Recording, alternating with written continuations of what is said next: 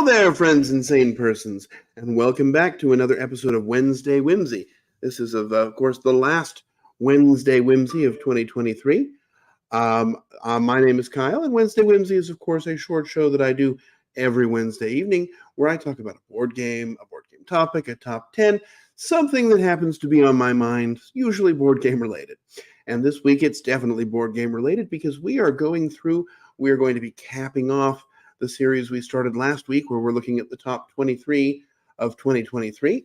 And we're going to be looking at the top 10 games that I played and more or less that released in 2023.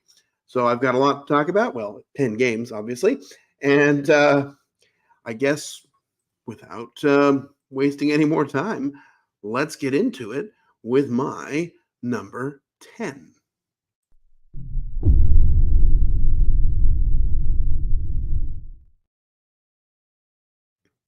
All right, my number 10 is a game that I played only fairly recently, but it was so very exciting. And it was a game that I also talked about a couple weeks ago on the quarterly countdown. It's not necessarily a new game, although this is a new product, but it's a sort of a spin of an older game, and that game is Sleeping Gods: Distant Skies. Now, I mean, I don't really even know how to categorize. Let's see if we can't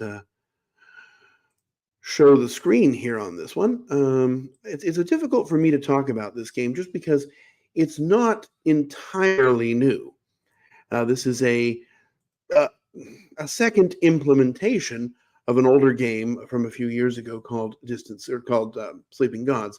But in this game, what you're doing is you are a character or a team of characters, and you are flying around or walking around on this alien world you've sort of been pulled in to this other world by some gods, and you're trying to essentially find your way back home. And the way you're going to do that is by ultimately your goal is to find 5 totems, find and revive 5 totems. And you're going to be given a few to start with, and then you're going to sort of gather up resources that you need to sort of activate these things. And if you're able to get all 5 by the time the game progresses to its end state, well, then you're going to win the game, at least, the first time. And then you're going to be trying to sort of go back into this world again and again and uncover new things, explore new adventures, because you don't have enough time in the game to do everything. It's very much one of those sandboxy style games, sort of a choose your own adventure style game is maybe a little bit better. And most of the game honestly involves reading a book cooperatively with your friends. There is some combat, there's some card play and upgrading, but a lot of the game is really just sort of that go out, have an adventure, see what happens, do something fun. And it works. It works really well. This game, I think I might even like it better than the original Sleeping Gods. But whether it's better or just as good as, Sleeping Gods: Distant Skies was a fantastic experience, one I'm looking forward to trying again and again, hopefully until I unlock everything. And that's why it's my number 10. Let's go on now to my number 9.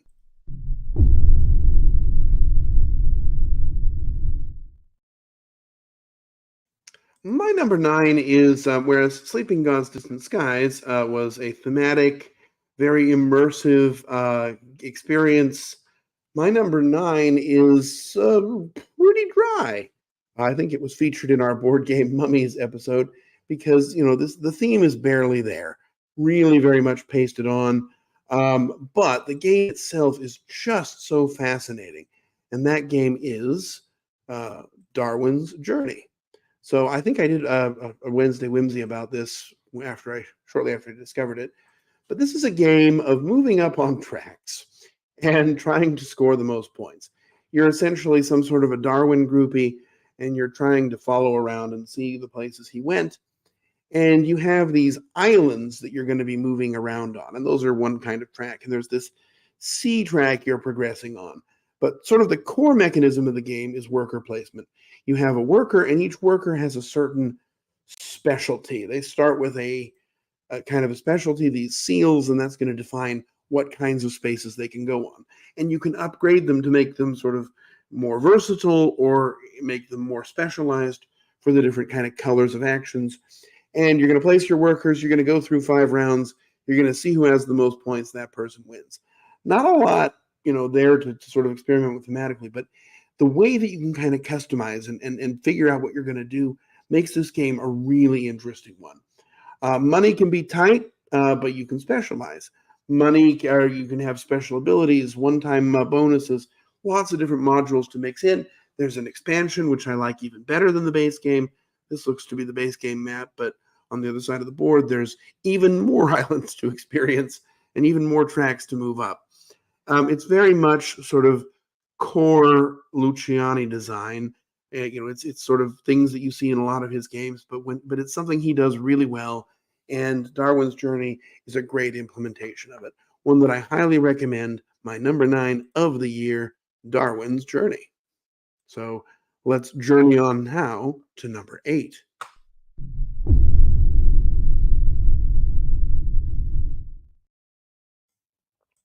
My number 8 is another one I believe I did a Wednesday Whimsy on because it was one that I was super enamored with. In fact, I believe when I was looking it up, it's one of my most played games of the year. I was looking that up this afternoon. Let me see if I can pull it up. Yeah, it's my second most played game of the year. This is a fantastic game of kind of card play, tableau building, however you want to call it. The game is called Earth, not just a planet, now a game.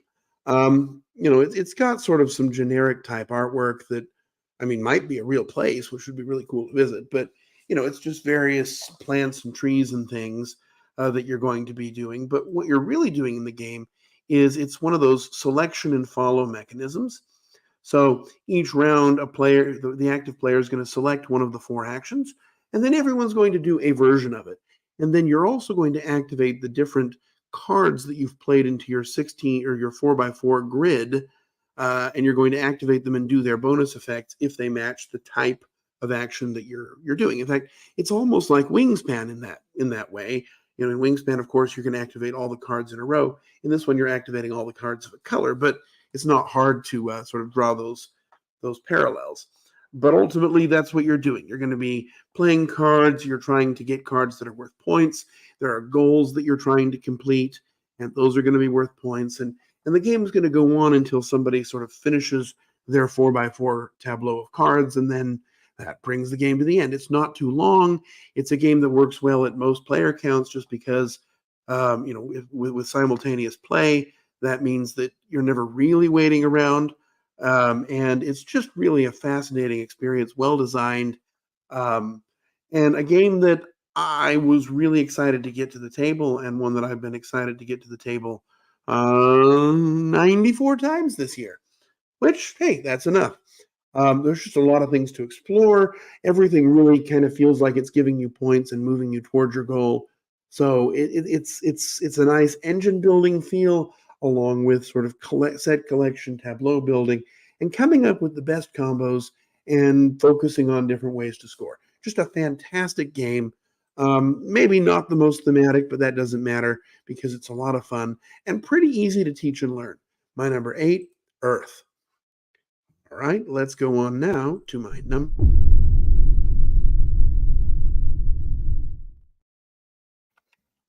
My number 7 is a game that I can't remember. I meant to do a Wednesday Whimsy on, and I can't remember if I did it or not because it came out about the same time as my top 100. If I didn't, well, I'll have to do one on it someday. This is the third volume of a series of games that has been absolutely fantastic. This is Great Western Trail, New Zealand. So in Great Western Trail, New Zealand, what you're doing is you are running a bunch of sheep from the start of a trail up to Wellington. It's really a deck building game, but unlike sort of the previous ones, it uses sort of some actual kind of hardcore focused deck building mechanisms. There are cards that are called deck building cards that you can add into your hand that give you extra bonuses and then replace themselves. Your ultimate goal is going to be to make it to the end of the trail with as many different sheep cards in your hand as possible. And unlike regular Great Western Trail, where there's, I think, there's maybe 5 different colors plus the garbage ones you start with, in this game, there's a lot more. There's a variety of different sheep that you could go. So it may become easier, for example, to make it with a large, sort of diverse hand of sheep. But that's maybe because there's other things you can do with them. In addition to sort of taking them for their breeding value, each sheep can be shorn for its wool. And when you shear sheep for their wool, you can kind of get rid of cards from your hand midway through the route. You can get money, and you can place discs out on the board. So there's really other things you can focus on. You've got sort of your standard fare of buildings and moving on the trail. The game takes up a ton of space. I don't know that the right table for this game exists, but it really takes Great Western Trail and does some new things with it that I hadn't even really thought that I needed. In fact, I wish now that they would go back and revisit regular Great Western Trail, or maybe even New Zealand or Argentina. Excuse me, coming off a cold here, and add some of these kind of mechanisms back in. I think those could be even improved further through an expansion with some of these things. But anyway, I might even be willing to say that Great Western Trail New Zealand is the best of the series. I still really like the base game, and I enjoy Argentina as well. But Great Western Trail New Zealand is really something special. Well, that's my number 7. Let's go on to my number 6, and I will say my number 6 probably won't be that much of a surprise.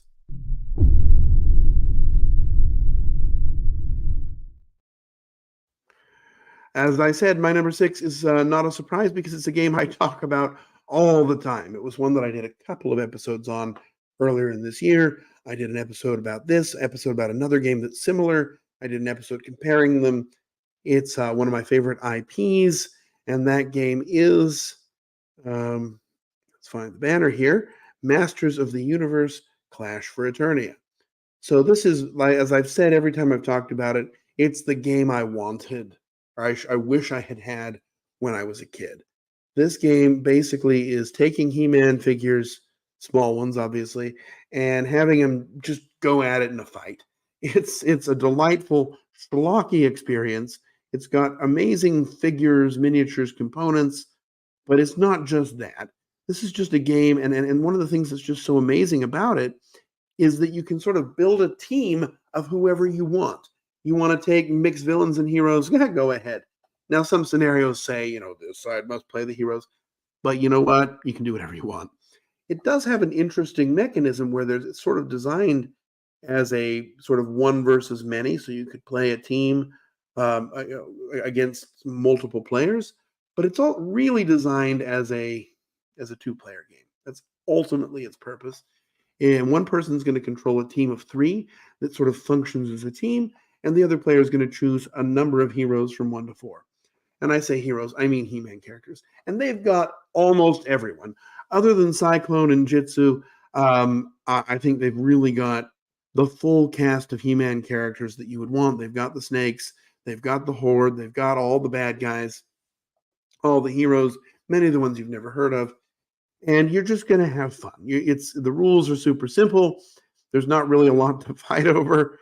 It's just kind of go in. Oh, there you see the other games from the same IP this year. Go in, have a battle, half an hour, and you're done. And it's just so much fun. And that's really what the game says to me is it's just enjoyable. Is it the most strategic game? No. But is it fun? Is it one of the most fun games I've played this year? Absolutely. So that's why it had to make my list and close to the top. Number 6, Masters of the Universe Clash for Eternia. And don't confuse it with Fields of Eternia because that game sucks. Let's go on now to my number 5.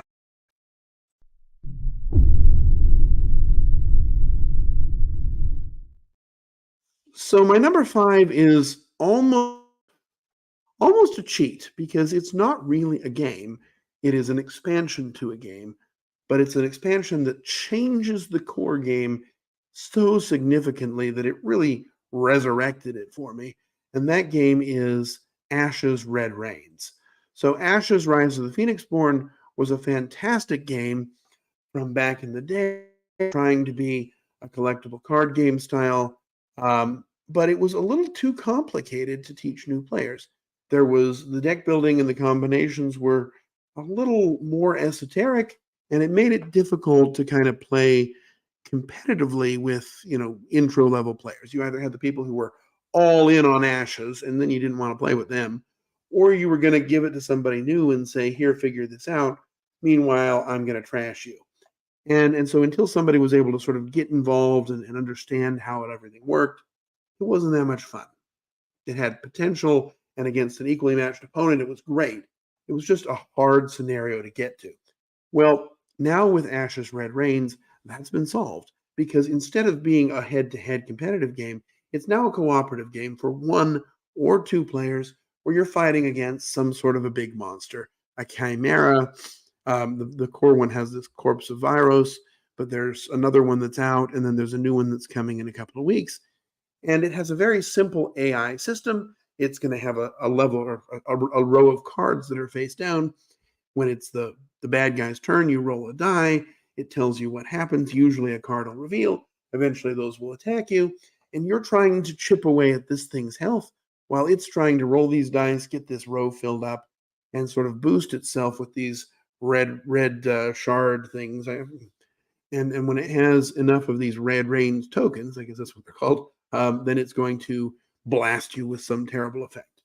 You either beat this thing or it beats you, but no matter what you're doing, it's going to be a fun experience. It's very cooperative if you're playing 2-player because you can sort of, help each other whittle down your the baddies. But even as a solo game, it's great because it allows you to sort of not focus on what the game's doing. The rules are super simple. You just get your deck, build it up if you want, or just play with a stock deck and really experience kind of how your individual Phoenix Born is going to play. And because it's so good solo, I almost am not sure I want to play it competitively anymore. It's not true. I gladly will. But it's just so much fun, and it lets me take all the content that I had for the game and just sort of revitalize it and use it again and play things in a new light and in new ways. It comes with new cards for some of the Phoenix Born as well, so it's not just the the cooperative play that you're getting. You're also getting slight variations on familiar friends. But either way, this game, it revitalized Ashes for me, and I've not seen an expansion do that to a game. I guess there's one more we'll talk about in a minute, but it did such an amazing thing in giving me this game back, and I tip my hat to it. And it's so much fun. Now, look, if you don't like this type of game, if you didn't like Ashes at all to begin with, this isn't going to change your mind. But if you did like Ashes or you thought it was an interesting idea, this is definitely one to check out because it's going to give you just more to do with what you already have. That's my number 5. Ashes, Red Rains. Let's go on to my number 4.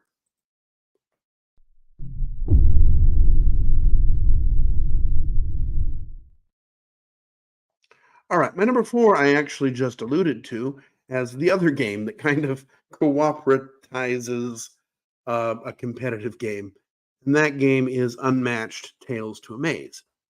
So I knew this one was coming. It was less of a surprise, but Unmatched Tales to Amaze basically takes Unmatched, which is a fantastic 2-player head-to-head game of kind of tactical movement and combat, and it gives you a way to play it cooperatively.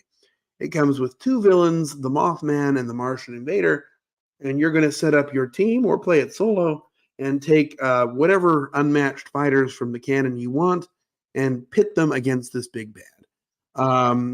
The rules for how the big bads work are super simple and straightforward.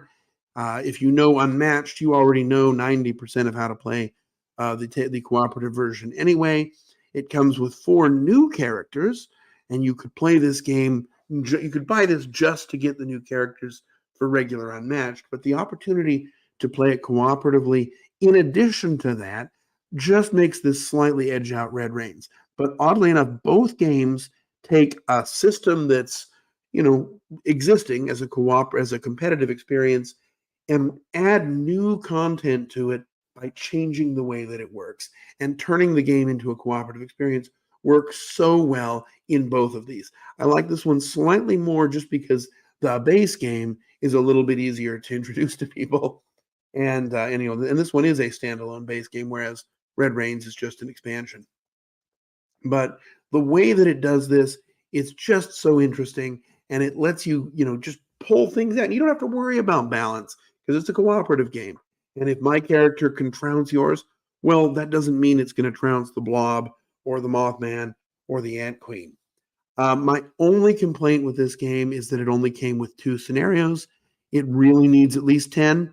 I'm sure hoping for more because everything about this is it's such a system ripe for development and use, and something I'm just so pleased to have and have experienced. My number 4, Unmatched Tales to Amaze.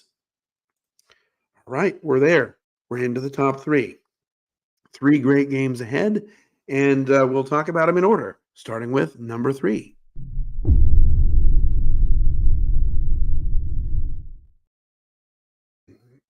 All right, my number 3 is the most complicated of my top 3.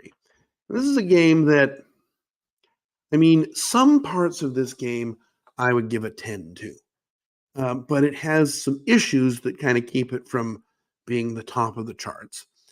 So third is probably the best place it can get, but that doesn't mean I don't love it. In fact, I really love it. This game is Voidfall.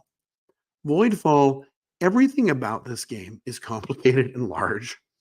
This is a 4X style game with sort of a Euro game undercarriage. You're some sort of a galactic civilization. You're venturing out. You're developing technologies. You're fighting each other. You're fighting this sort of horde of void-born monsters that inhabit space and that love the color orange. You're building up an economy. You have there's this interesting card mechanism where you're going to play these cards. Okay, well that's not what I'm looking for there. That's the cooperative version. You have these cards that you're going to play each turn, and the different civilizations may have slightly different cards, and you're going to do 2 of the actions on the cards. Some of them cost things, some of them are free. You can also plan ahead and buy these trade tokens, and the trade tokens are going to let you perform 3 actions on a future turn. They're also going to eventually let you they're going to facilitate your ability to score these other goals. And a lot of the game is picking what you're going to score for. Everyone starts with sort of one thing they're scoring for, but you can draft these agendas throughout the game and put them into play to get bonus actions and to tell you new things to score. The game is just really so very interesting. I did mention there are some problems. You can already see from the pictures that this game is just huge. I have this deluxe edition like you see in the picture, and the deluxe edition has these ships on these bases, and it's kind of fiddly. They like to fall off, and it's kind of annoying, and eventually halfway through the game, you just kind of put the model out and put some cubes around it. The game takes forever to set up. A ridiculously long amount of time. It comes with a thoughtful storage system, except it doesn't work for like finding the technologies. You still got to open 25 different boxes. The rules, learning this game from the rule book was an absolute nightmare. It comes with a tutorial, and you really have to go through the tutorial to figure out the game. And then, then it says, okay, if you want to play it cooperatively or solo, here are a bunch more rules to learn. Playing it cooperatively or solo is fine. I enjoy it, but I really like playing it competitively more just because you don't have to do all the management. And this looks like it's an early version. I don't know why I'm showing that one. But if you can set those things aside, if you can learn the game from somebody else, if you can just really enjoy this rich world that's been built and this development of your own space civilization, this is a game that will outshine many other games that have of almost every game of its genre. It's just so fascinating. It has so many levers to push and pull and try, and it will be rewarding for years once you've learned how to play it. It's in a huge box, but I think this game is fantastic. If it weren't so huge and complicated, it might even be my number 1 of the year. That's how much I like it. Anyway, that's my number 3, Voidfall. Let's go on now to my number 2.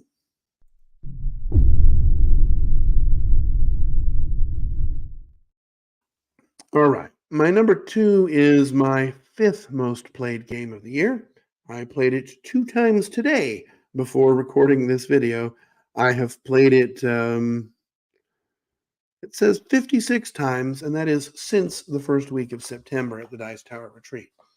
Now this game it's one of my favorite games to give away because it's so great. It is called Sky Team. I did a Wednesday Whimsy on it. It is just such a fascinating experience. This is a two-player cooperative game with limited communication. I mean, you can follow the rules or not, I guess, but I always try and follow them. You are trying to land a plane together with your partner. And the way you're going to do that is by placing dice. Now, you're not allowed to talk about where you're putting your things or what your dice are, but maybe the order in which you place them might tell your other player something. You're working together. You're trying to give people, you can use one die to get a coffee cup, which gives the other player more flexibility.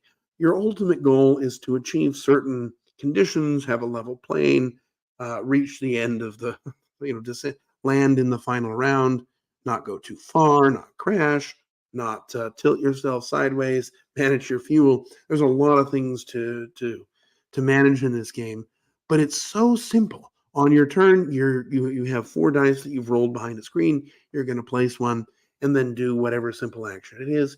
Your partner responds. After you both placed all 4 of your dice, you move on to the next round if you haven't lost. It's just such an interesting game.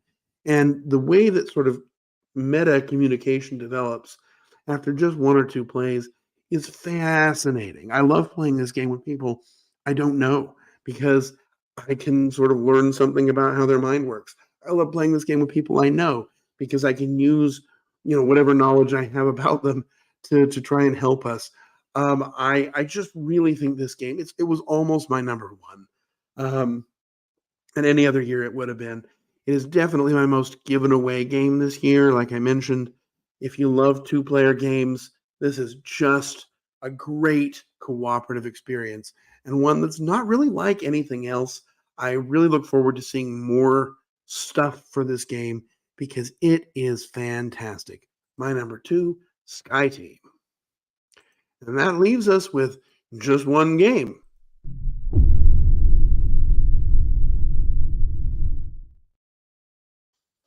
And if you've been following my discussions on the show this last year, you probably already know what that game is.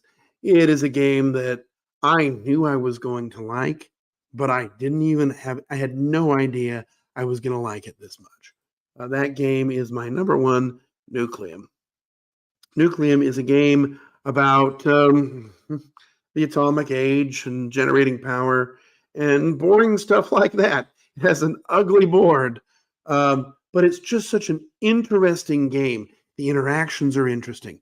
Oh, what you're doing on your turn is you have these little action sticks, and you're either going to use them to do their action and keep them, or you can put them to work building and developing your network, which means that they're gone forever, but now you have sort of more board presence. An interesting balance between those two. Each stick gives you access to 2 actions, and you're trying to sort of balance which actions you want to do, where you want to be. And then there's also you can use your turn to kind of reset and score your income. But because of the way the game rewards your income,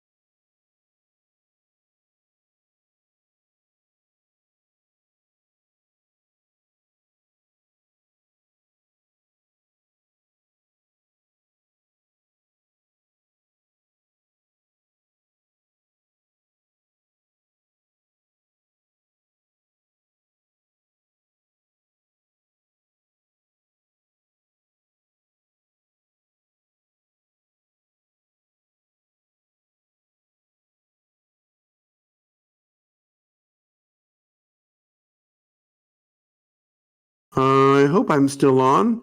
It says I'm still recording. I don't know what happened there. It just kind of kicked me out. Hopefully this will be on at the end of my video. But Nucleum was my #1 game of the year. It's a fascinating game, a fantastic one that I love, and the best game of 2023. And with that, we're done, right? We've made it through. We've talked about 23 fantastic games. I'll tell you, 2023 was a game or a year with some of the best games. I mean, it had great games, but the thing I've noticed is that some of the best, the sort of cream of the crop for the year, are going to be among my favorite games. I mean, my top 10 are largely 10 out of 10s for me. And it's rare for a year to have such strong entries. I really loved all the games I played this year. I hope you enjoyed talking about some of them with me. And I'll see you, I guess, in the future, and we'll talk about more. But for now, I guess it's time to sign off for 2023. I'm going to wish you safe travels, courage when you need it, and I'll look forward to seeing you next time and next year on another episode of Wednesday Whimsy. Bye-bye.